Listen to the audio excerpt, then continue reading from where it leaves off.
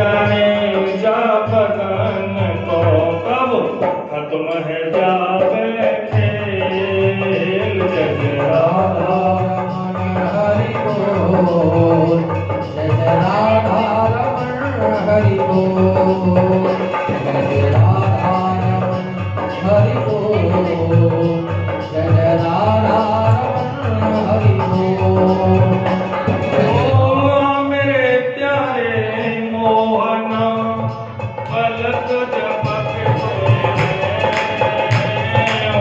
नाय मैं देखूं और को और ना तो देखन में। जय राधा रमण हरि बोल, जय राधा रमण हरि बोल, राधा रमण हरि बोल, जय राधा रमण हरि बोल, जय राधा रमण हरि बोल, जय राधा रमण हरि बोल। आग लगी आकाश में और कट कट गिरे अंगार। दान धर्म यदि ना होवे तो चल जावे संसार।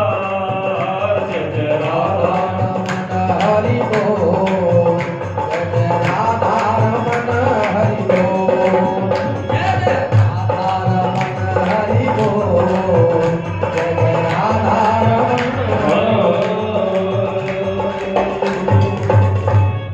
सच्चिदानंद रूपाय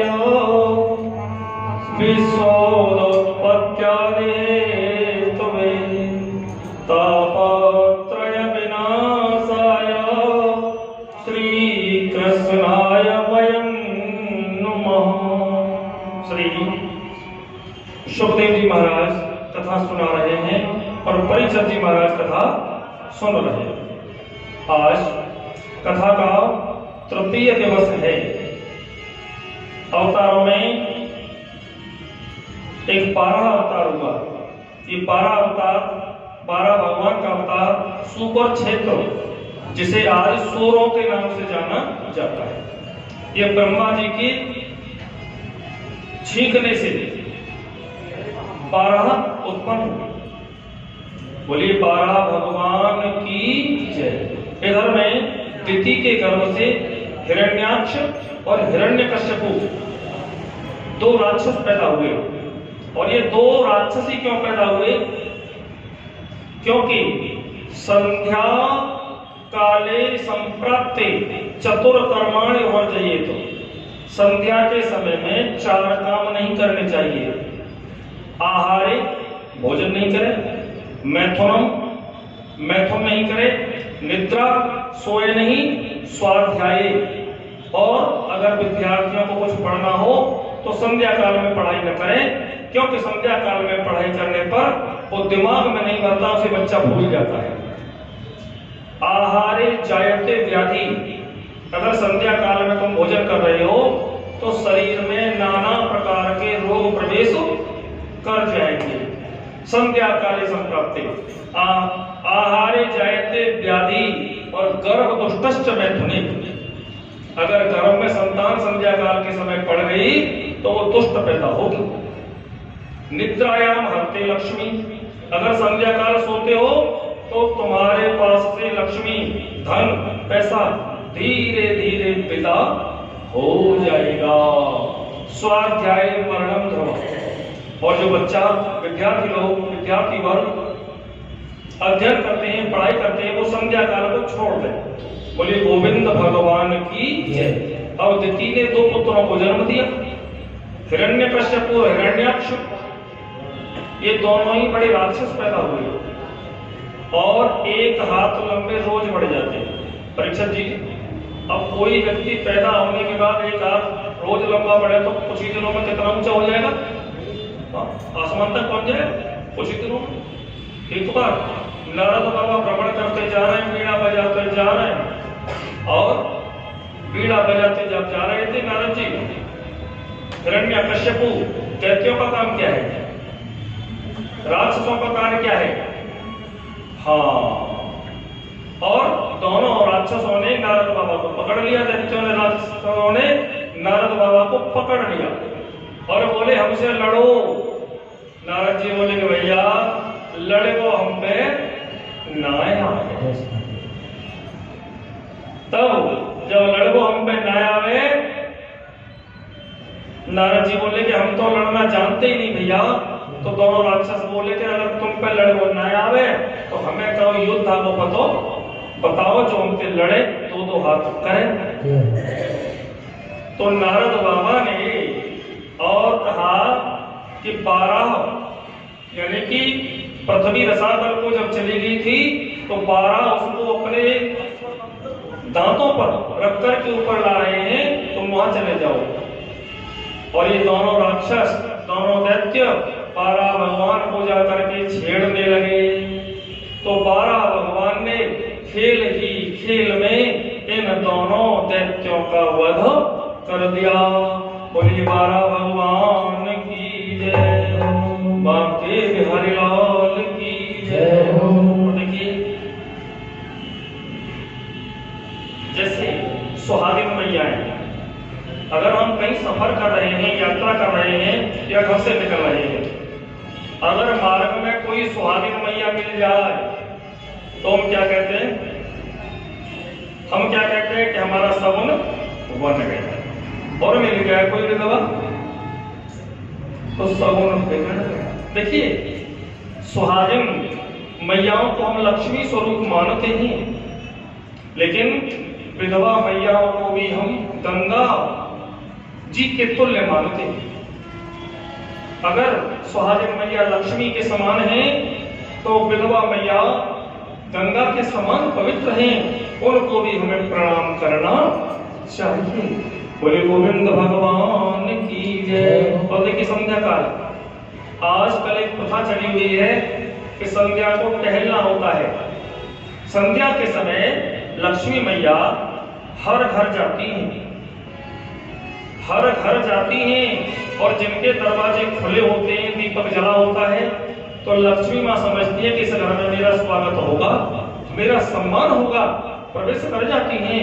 लेकिन आजकल घरों से लगाया ताला और घूमने के लिए चले गए, लक्ष्मी मैया आएंगी भी तो ताला लगा देखकर अपन आगे बढ़ जाएंगी। इसलिए मैयाओं को चाहिए, सभी को चाहिए कि संध्या के समय जब दोनों वक्त मिल रहे होते हैं उस समय भ्रमण करने ना जाएं, अपनी देहली पर एक दीपक जरूर जलाएं ताकि लक्ष्मी का आगमन होता रहे। बोलिए बांके बिहारी लाल की जय। अब ये करदम जी की कथा आती है। करदम जिसने अपनी इंद्रियों का दमन कर लिया, करदम जिसने अपनी इंद्रियों का दमन कर लिया हो, अपनी इंद्रियों को वश में कर लिया हो, तो करदम जी ने अपने पिता से कह दिया कि मैं तो साधु बनूंगा, सन्यासी बनूंगा, भजन करूंगा।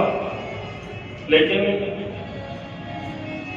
संत जीवन किसका सफल होता है? जिसने पहले गृहस्थ भोग लिया हो। जो पहले गृहस्थ भोग लेगा वह संत जीवन अच्छा गुजार लेगा। और देखिए मैं बहुत से संतों से मिला, मैंने जब संतों से बातचीत की तो मुझे एक ही बात सुनने को मिली। मैंने पूछा तुम कौन से नंबर के भाई हो भाई? बोले हम बीच वाले हैं। न छोटे संत बनते न बड़े संत बनते, संत कौन बनते ज्यादा? बीच वाले हैं।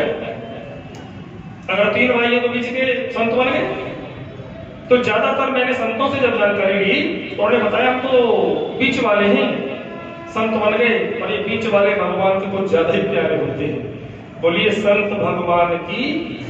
अब ये करदम जी महाराज वन में चले गए, बहुत वर्षों तक तपस्या की। ओम नमो भगवते वासुदेवाय, ओम नमो भगवते वासुदेवाय। बूढ़े होने को आ गए। जब बुढ़ापा आ गया तो एक दिन मन में क्या विचार आया कि हम दुनिया में तो आए, लेकिन ये नहीं जान पाए कि विवाह क्या होता है, हाँ? स्त्री क्या होती है। हमने विवाह का शब्द तो जाना ही नहीं। अब देखो, बचपन से जवानी गुजार दी और बुढ़ापे में कदम रख दिया, बूढ़े हो गए, लेकिन अब मन में क्या आ रहा है कि काश हमारा ब्याह है जाता। उसी समय भगवान का आगमन होता है। भगवान ने नहीं कहा कि वर मांगो, भगवान कह रहे हैं कि भैया हम तुम्हारे लिए लड़की लेके आए हैं, हम तुम्हारे लिए कन्या देख करके आए हैं। तो करदम जी कह रहे हैं महाराज आप ऐसी बात क्यों कर रहे हैं, हमने तो हमेशा भजन किया है। देखो, मन मन भावे और मूड फलावे। मन में क्या लगन लगी है कि विवाह हो जाए, लेकिन ऊपर के मन से क्या कह रहे हैं कि नहीं नहीं, हम तो महात्मा हैं, साधु हैं, संत हैं, हमें विवाह से क्या लेना देना। लेकिन भगवान कह रहे हैं हम तो तुम्हारा रिश्ता पक्का करके आए हैं। तो करदम जी महाराज कह रहे हैं कि महाराज अगर आप रिश्ता तय कर ही आए हो तो कर लेंगे, परंतु एक शर्त है। क्या शर्त है कि बेटा बनके तुम्हें ही आना पड़ेगा, बेटा बन करके तुमको ही भगवान आना पड़ेगा। और किससे संबंध तय हो गया है, देवहूति से। स्वयं हो मनु महाराज की कन्या देवहूति के साथ करदम जी का विवाह हुआ। विवाह होते वक्त तो भी अपनी पत्नी, धर्म पत्नी जो बनने जा रही है, उनसे क्या कह रहे हैं कि देखो हम तुम्हारे साथ जब तक रहेंगे जब तक कि पुत्र न हो जाए, बेटा न हो जाए, और बेटा हुआ और हम मन को गए। तो देवहूति कहने लगी कि मुझे स्वीकार है। विवाह हुआ, पाणी ग्रहण संस्कार हुआ, और देवहूति के संग में जंगल में अपनी भगवान की याद कर लें, बोले कर लो। भगवान की याद करने बैठ गए तो 40 साल लग गए। भगवान की याद करते करते, भजन करते करते 40 साल बीत गए। अब देवहूति नहीं जानती बेचारी, अपने पति के शरीर को गीले वस्त्र से पोंछ देती, साफ कर देती, लेकिन भजन में मगन रही करदम जी महाराज। वही खाते अपना जीवन गुजारने लगी। जब 40 साल बाद करदम जी महाराज के नहीं तो बोले, तो पूछा तो तुम कौन हो, बोले महाराज मैं तुम्हारी पत्नी हूं। तो करदम जी महाराज ने कहा कि हाँ मुझे याद तो आता है कि 40 साल पहले मेरा, तो जैसे ही देवहूति स्नान करके बाहर निकली 16 साल की नवयुवती बन गई। अब भी रोने लगी। अब क्यों रो रही हो, अब इसलिए रो रही है कि मैं तो जवान लेकिन बाबा तो बूढ़ा है? इसलिए करदम जी महाराज भी स्नान करके आए और स्वयं भी 20 वर्ष जैसे बन गई। विमान मंगाया और 200 साल तक उसमें भ्रमण किया। धीरे धीरे 9 कन्याओं का जन्म हुआ। ये धीरे धीरे 9 कन्याओं का जन्म हुआ, और ये 9 कन्या ब्रह्मा जी के 9 बेटों के साथ ब्याही गई, और 10वां कपिल देव भगवान का प्रकट हुआ। बोलिए कपिल देव भगवान की अब करदम जी महाराज कह रहे हैं अच्छा देवी अब हम चले। बोले कहां? बोले मैंने तुमसे विवाह के समय कह दिया था कि एक पुत्र हो जाएगा तो हम चले जाएंगे जंगल में, घर बार सबको छोड़कर। रुदन करने लगी हैं, रुदन करने लगी कि महाराज मुझे अकेला छोड़ करके तुम मत जाओ। प्राणनाथ तुम बिनु जग नाही, प्राणनाथ बिनु जग माही, मोकहु सोख दततहु कछु नाही।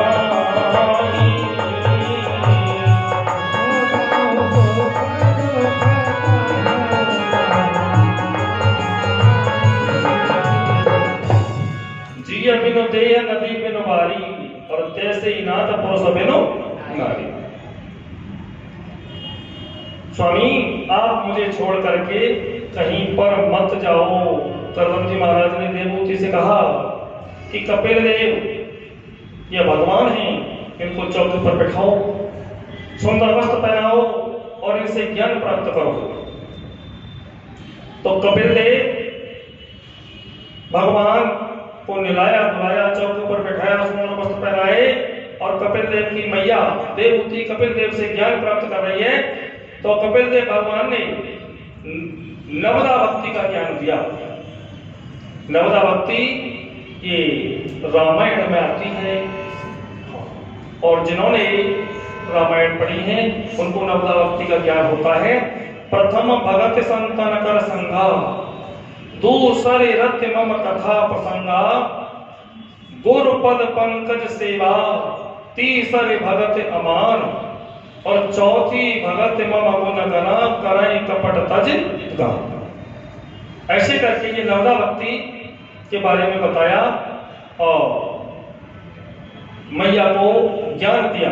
बोले गोविंद भगवान की जय, बांके बिहारी लाल की जय हो। ये आकुति, देवहूति और प्रसूति तीन बहन थी। देवहूति का विवाह हो गया करदम जी के साथ और आकुति का विवाह रुचि प्रजापति के साथ और तीसरी कन्या और है ये प्रसूति, जिनका विवाह दक्ष प्रजापति के साथ हुआ और दक्ष प्रजापति की एक कन्या है सती, जिनका विवाह भगवान शिव के साथ हुआ। एक बार एक सभा लगी हुई है और सभा में सभी लोग आए हैं।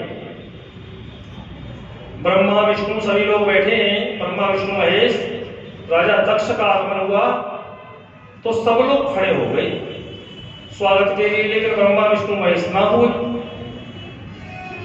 तो राजा दक्ष विचार कर रहा है कि चलो ब्रह्मा जी मेरे बाबा के समान लगते हैं, विष्णु जी मेरे बाबा के समान लगते हैं, लेकिन ये शंकर जी कौन है?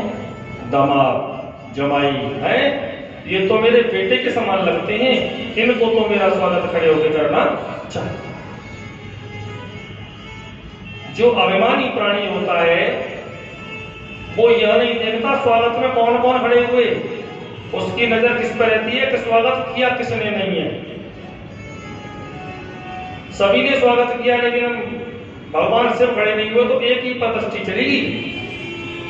जिन्होंने किया उनका कोई बात नहीं, लेकिन किसने नहीं किया। जैसे आज की दुनिया, अगर कोई हंस रहा है, अगर कोई रो रहा है तो रोने दो,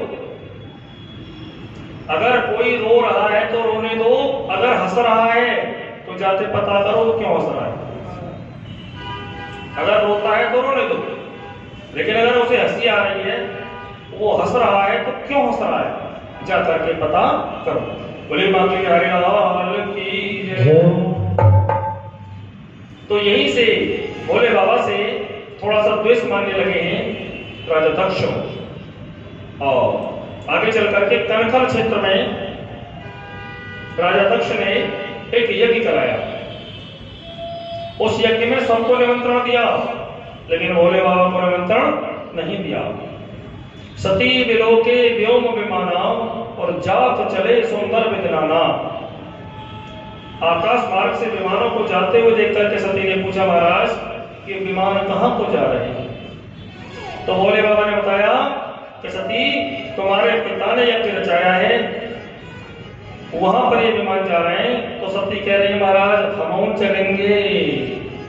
भोले बाबा कह रहे हैं कि प्राण प्रिय, तुम्हारे पिता के यहां से निमंत्रण नहीं आया, इसलिए बिना बुलाए नहीं जाना चाहिए। बिना बुलाए हमको नहीं जाना चाहिए, हम बिना बुलाए नहीं जाएंगे। लेकिन सती कह रही हैं कि स्वामी ऐसा नहीं हो सकता कि मेरे पिता ने निमंत्रण ना भेजा हो, लेकिन ये हो सकता है कि डाकिया लेकर ना आ पाया हो, कैलाश पर्वत ऊंचे पर है। और सती समझा रही है कि महाराज तुम क्या जानो पिता और पुत्री का प्रेम क्या होता है? ऐसा नहीं हो सकता कि मेरे पिता मुझे ना बुलाएं। और मेरे स्वामी, जब मैं पिता के यहाँ जाऊंगी तो पिता गोद फैला देंगे और मुझे अंत में भर लेंगे। स्वामी, पिता पुत्री के प्रेम को आप नहीं जानते। मैं एक बेटी हूं, मैं अपने पिता के यज्ञ में जरूर जाऊंगी और गुरु के यहाँ, संत भगवानों के यहाँ, मित्र के यहाँ, पिता के यहाँ बिना बुलाए जाने में भी कोई संदेह नहीं है। कथा भागवत कहीं हो रही हो और तुमको निमंत्रण नहीं आया तो वहां जाने में भी कोई संकोच नहीं। चले जाओ। सती नहीं मानी, भोले बाबा ने बहुत समझाया तो भगवान विचार कर रहे हैं कि ये मानेंगी नहीं। और क्या कहने लगी है सती कि पीहर जाऊंगी जरूर, चाहे जान चली जइयो। पीहर जाऊंगी जरूर, चाहे जान चली जइयो। चाहे जान चली जइयो, चाहे जान चली जइयो।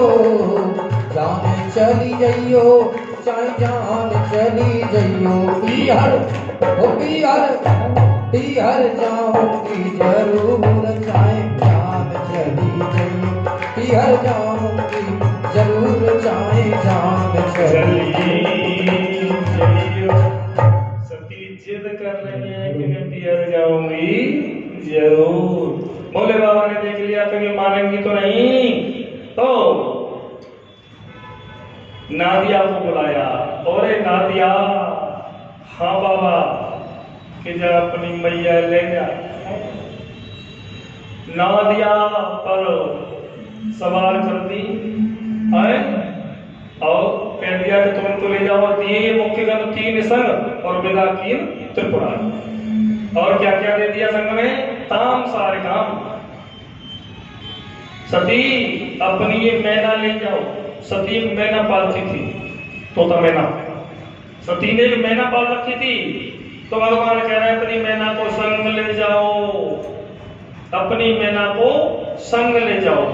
सती बोली महाराज 2-4 दिन आपको जा रही हूँ, हमेशा तो ना जा रही। बोले बाबा बोले देखो तुम 2 दिन को जाओ, 3 दिन को जाओ, पर संग ले जाओ, क्योंकि मैं तो अपना कहाँ धूनी लगा लूंगा, कब कहाँ बैठ जाऊंगा, कब कहाँ मगर हो जाऊंगा, तुम ले जाओ। काम सारे काम कंदुक, अपनी गेंद, सती गेंद से भी खेलती थी, गेंद भी ले जाओ। काम सारे काम कंदुक, तर पड़ा भुज, अपना शीशा भी ले जाओ। श्वेता तपत्र व्यजन सुगात भी सब। सती कह रही महाराज तुम तो ऐसे दे रहे हो सब सामान को जैसे कि मैं कभी लौटूंगी नहीं। भोले बाबा मन में विचार कर रहा है कि अगर सती का यहाँ पर एक भी सामान रह गया तो जब जब वो सती का सामान मेरी दृष्टि के सामने आएगा मुझे दुख होगा। इसलिए सती अपने पीहर को जाने के लिए तैयार हुई और धीरे धीरे पहुंच रही है। मन में विचार कर रही है कि अब मेरे पिता मुझे मिलेंगे और अंत में भर लेंगे। जैसे इधर राजा दक्ष ने नगर में आदेश करवा दिया कि नंबर 1 तो भोलेनाथ और सती मेरी बेटी आएगी नहीं, और आएगी तो कोई भी उनका स्वागत मत करना।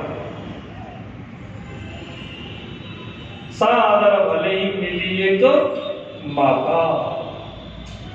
बहनों ने तो क्या पूछा, क्या हो बहन, आओ जीजी। जीजा कहने में शर्म लग रही है उनको आज है। पूछ रही है तुम्हारे वेल आया है क्या? और जी बताओ जीजी, बिन्ने अब कछु घर बढ़िया बनाया का धान घटू नहीं पी रहा करें।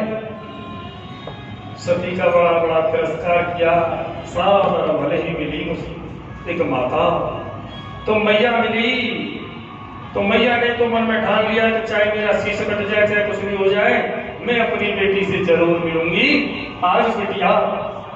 और मैया से क्या कह रही है, क्योंकि बेटी ने सब तरफ से देख लिया। पिता ने नजर मिलाई तो मुंह फेर लिया। सती समझ गई कि दाल में काला है, इसलिए मुबारक ने मुंह फेर लिया है। आज बड़ी कष्ट में सती है और क्या कह रही है अपनी मास, हरि मैया मिलने भुजा पसारे, लाड़ो फिर नाय आने की।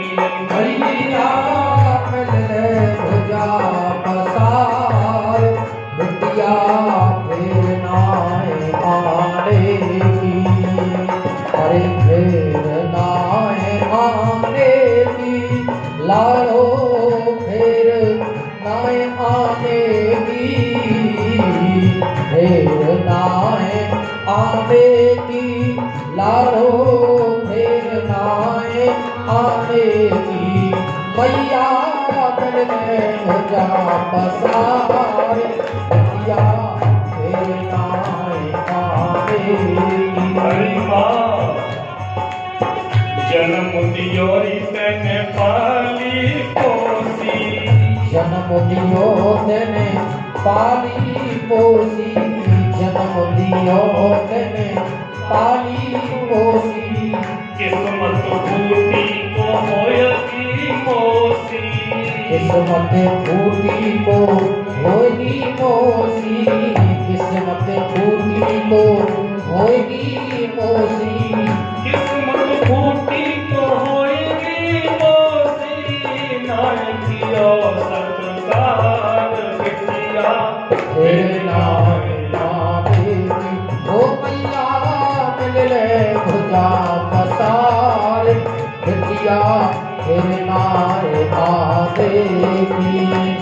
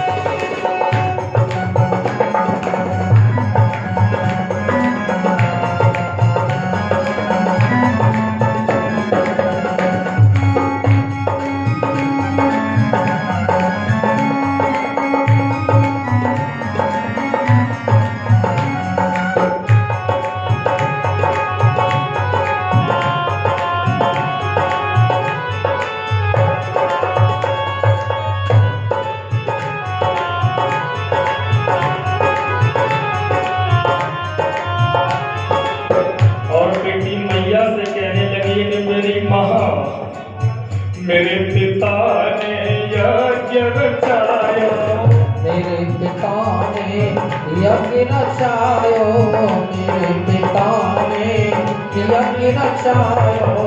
नो तो नाई बाबुल भिजवायो, नो तो नाई बाबुल भिजवायो, नो तो नाई बाबुल भिजवायो। नो तो नाई बाबुल भिजवायो, जीवन को बेकार बिटिया फिर नाय आने की। मैया मिलने भुजा पसारे, बिटिया फिर नाय आने की।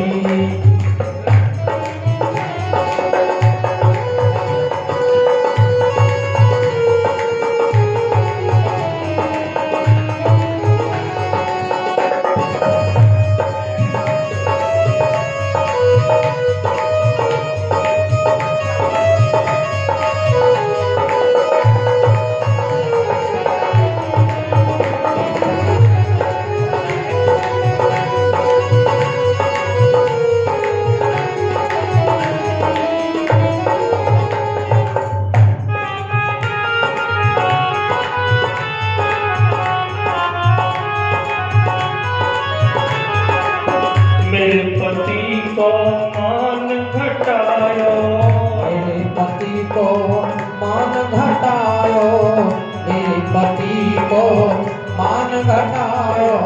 शिव को भाग कहूँ नहीं पायो, को भाग्य कहूँ नहीं पायो, शिव को भाग्य कहूँ नहीं पायो। शिव को भाग कहूँ नहीं पायो, रोवे बेसुमार बिटिया फिर नाय आने की। मैया मिले भुजा पसार दुनिया फिर नाए आगे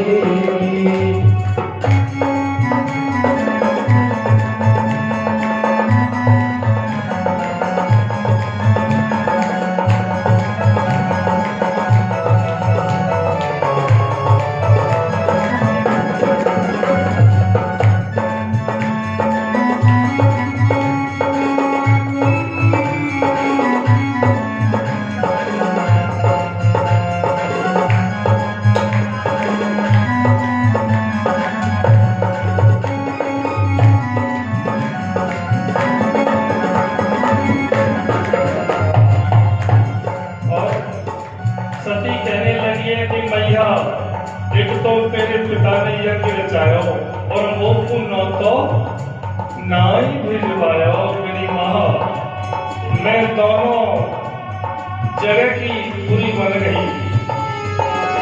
मैंने अपने पति की बात न मानी। मेरे पति ने मुझको मना करी कि मत जाओ बिना बुलाए। लेकिन देखो बेटी के दो घर होते हैं, बेटी आप घर या बेटी बाप घर। आज सती विचार कर रही है कि मैंने आप घर की तो बात नहीं मानी और पिता ने मेरी धीर नहीं धरी। अब मैं उस घर किस मुंह से जाऊंगी, क्योंकि आज पिता ने भी मुझको देख करके मुखड़ा फेर लिया। यही पे मैया मैं तो प्राण तजूंगी, यही पे मैया मैं तो प्राण तजूंगी, यही पे मैया मैं तो प्राण तजूंगी। आज की बात न तो मिलूंगी, आज की बात ना तो मिलूंगी, आज की बात ना तो मिलूंगी, आज की बात न तो मिलूंगी। गोपाल जी कथा बिटिया मेरे नाए आवेगी, मैया मिले भुजा पसार बिटिया मेरे नाए आवेगी। सती की आंखों से आंसू बह रहे। बिना विचारे जो करे और सो पाछे पछताए। काम बिगाड़े आपनो और जग में हो तो फंसाए। अगर हमें कोई भी काम करना है तो बड़ा सोच विचार करके करना चाहिए। बिना विचार के कोई काम हमको नहीं करना चाहिए। अब जाओ सती यज्ञ मंडप की ओर गई। मैया से मिलने के बाद में तो सभी देवी देवताओं का भाग तो देखा, लेकिन भगवान शिव का भाग नहीं देखा। तो वहां पर विचार कर रही है और वहां पर जो भी ऋषि मुनि बैठे हैं। सुनो सभासद सकल मुनिंदा, देखो ये क्रोध के शब्द है। सुनहु सभासद सकल मुनिंदा, कही सुनी जिन शंकर निंदा। है? तुम सभी सुन लो, जिन्होंने भगवान शिव की निंदा की है उनको इसका फल, उनकी करनी का फल अवश्य ही मिलेगा। बोलिए शंकर भगवान की जय हो। इधर में सती ने जब अपने पति का भाग देखा तो भगवान से प्रार्थना की और अग्निदेव को प्रकट किया। असकई जोग अग्नि तनु जारा, अपने शरीर को योगाग्नि में, यज्ञ कुंड में कूद के नहीं, योगाग्नि में असकई जोग अग्नि तनु जारा और भयं सकल हाहा। सब समाज में हाहाकार मच गया। सब समाज में हाहाकार मच गया और जो सती को शरीर जल ही रहा है, हाहाकार मच रहा है वहां पर। और कुछ भगवान शिव के जो गण थे वह भगवान भोलेनाथ के पास जाकर के बोले कि महाराज, मैया का शरीर जल गया, मैया ने अग्नि प्रकट करके अपने शरीर को जला लिया है। तो भोलेनाथ चुप रहे, कोई बात नहीं, क्योंकि जानते थे। लेकिन जैसे ही भोलेनाथ को गणों ने कहा कि हमको भी मारा है, हमको भी मारा है, तो तुरंत भगवान भोलेनाथ चल दिए। पहले तो जटासुर वाल उखाड़ा और वीरभद्र कर को पठाए, जा करके राजा दक्ष के यज्ञ का विध्वंस कर दिया। और यज्ञ का विध्वंस करने के बाद में जब राजा दक्ष का भी शीश कट गया और जब बताया गया, भोले बाबा ने जान लिया कि ये मेरे ससुर हैं और सगे संबंधियों को कभी मारना नहीं चाहिए, रिश्तेदारों को कभी मारना नहीं चाहिए। देखो, ये हाथ की लकीरें मिट नहीं सकती। हम किसी को बुरा बोलते हैं, कुछ कह दें, लेकिन रिश्तेदार अपने तो अपने ही होते हैं। और देखो, आज की जो टेक्नोलॉजी है वो पहले की टेक्नोलॉजी से कम है। वैसे तो लोग समझ रहे हैं कि ज्यादा है, लेकिन मेरी नजर में कम है।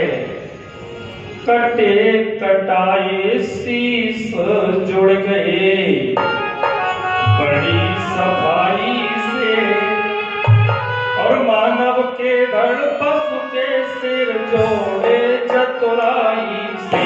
भई वो सर्जरी कैसी न देखी ताक तक ऐसी, भई वो सर्जरी कैसी न देखी आज तक ऐसी।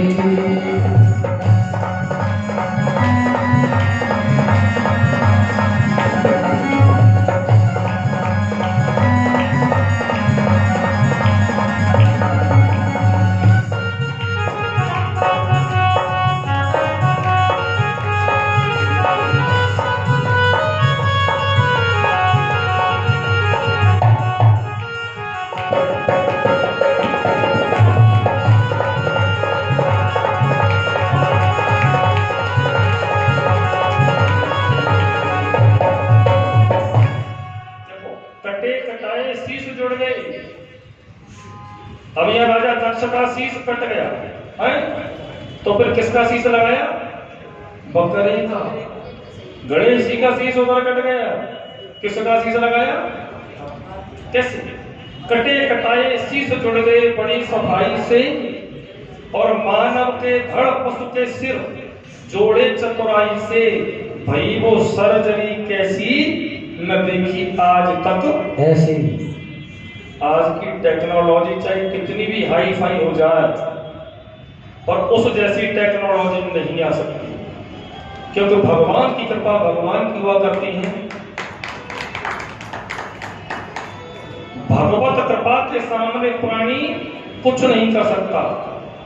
मूकम करोति वाचालम पंगुम लंघयते गिरिम यत् कृपाते अहम वंदे परमानंदम माधवम। अगर भगवान चाहे तो गूंगा बोलता है और अपंग लंगड़ा पर्वत पर चढ़ जाता है। बस भगवान की कृपा होनी चाहिए। मुझे क्या काम दुनिया से, जगत रूप क्षेत्र रूठन। बोलिए मां के बिहारी लाल की जय। बोले गोविंद भगवान की जय। अब सती ने प्राणों का तो त्याग कर दिया, सती ने प्राणों का तो त्याग कर दिया। और चलो तो मैं ये भी बता दूं, वैसे सब लोग जानते हैं और मुझे तो ये भी जानकारी है कि मैं यहाँ पर व्यास मंच पर बैठा जरूर हूँ, पर श्रोतागणों को जानकारी ज्यादा होती है। श्रोतागण भी सब जानते हैं, इन्होंने बहुत कथा सुनी है। अगर हमने बहुत कथा कही है तो तुम लोगों ने बहुत कथा सुनी। जब अधजला शरीर सती का मिला और भोले बाबा ने क्या किया, मोह में आ गई त्रिपुरारी और अपने कंधे पर सती का शरीर डाल लिया और मोह में लेकर के सती को आगे बढ़ रहे। भगवान विष्णु विचार कर रहे हैं कि ये क्या हो रहा है। तो भगवान विष्णु ने अपने चक्र से सती के अंगों को काट काट कर गिराना शुरू कर दिया, क्योंकि मानेंगे तो नहीं। तो जहां जहां पर सती के जो जो अंग गिरे वहीं पर शक्तिपीठ बनते चले गए। जैसे शीश कहां गिरा, शाकंभरी सरकार। जीव कहां गिरी, जीव जहां गिरी वहां क्या बना, ज्वाला जी। तो जैसे जैसे जहां पर जो जो अंग गिरते गए, नैन जहां गिरे नैना देवी, और स्तन जहां गिरे, ये जहां जहां शक्ति के अंग प्रत्यंग गिरते गए वही वही शक्तिपीठ बनते गए। बोलिए दुर्गे मैया की जय। अब सती ने जो प्राणों का त्याग किया वो किसको याद की करके किया, भोले बाबा को याद करके किया कि मुझे अगले जन्म में ऐसे ही पति। आज सती का अगला जन्म राजा हिमांचल की यहाँ मेला रानी के गर्भ से हुआ, और यहाँ पर इनका नाम पार्वती रखा गया। बचपन से ही लगन मन में क्या है कि मेरा विवाह भोले बाबा के संग हो। नारद जी भी आ गए, हस्तरेखा देखी, बता रहे कि भगवान शिव को भरेंगे। आज पार्वती तप कर रही हैं, जंगल में चली गई, माता पिता ने मना किया, कभी चली नहीं, और जंगल में तप कर रही हैं। जंगल में तप किया, ओम नमः शिवाय, ओम नमः शिवाय, ओम नमः शिवाय, ओम नमः शिवाय, ओम नमः शिवाय, ओम नमः शिवाय, ओम नमः शिवाय, ओम नमः शिवाय, नमः शिवाय, ओम नमः शिवाय, नमः शिवाय, ओम नमः शिवाय, नमः शिवाय, ओम नमः शिवाय, नमः शिवाय, ओम नमः शिवाय, ओम नमः शिवाय, ओम नमः शिवाय, ओम नमः शिवाय, ओम नमः शिवाय।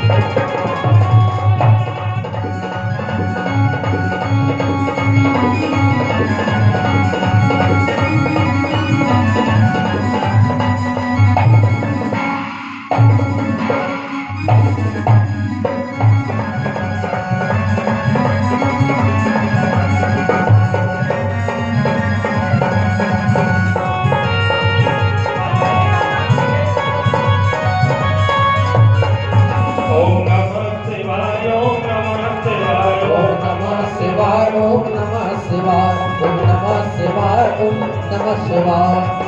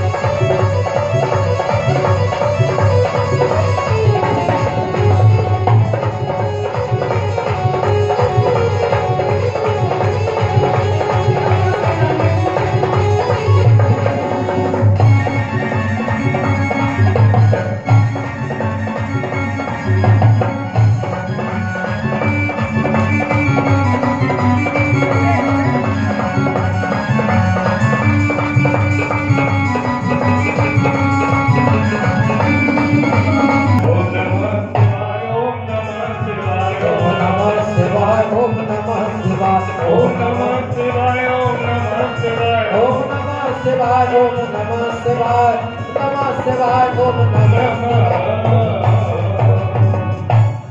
पार्वती तप कर रही है और जब तप किया तो भोले बाबा ने आकर के परीक्षा ली जंगल में, और परीक्षा में पार्वती के तप के आगे भोले बाबा ने भी कह दिया कि हाँ मैं तुम्हारे साथ विवाह कर लूंगा। फिर इसके बाद सप्तऋषियों को भेजा, सप्तऋषियों ने आकर के पार्वती की परीक्षा ली, तो परीक्षा में भी सती ने कह दिया, मैया पार्वती ने कहा कि मैं परम संपूर्णत रहा हूं कुमारी, अगर विवाह करूंगी तो किसके साथ? शंकर भगवान के साथ, वरना कुमारी रह जाऊंगी। क्योंकि सप्तऋषियों ने कहा कि तुम विष्णु भगवान के संग विवाह कर लो, लेकिन नहीं, प्रण अडिग था। और जब वन से लौट आई तो मैया ने समझाया कि बेटी भोले बाबा कैसे हैं, भोले कैसे हैं, समझ आ रही है कि मेरी कहन मान ले मैया।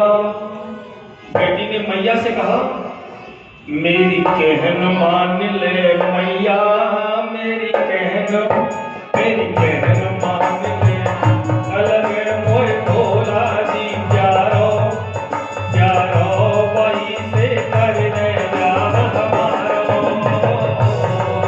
कहन मान ले मैया।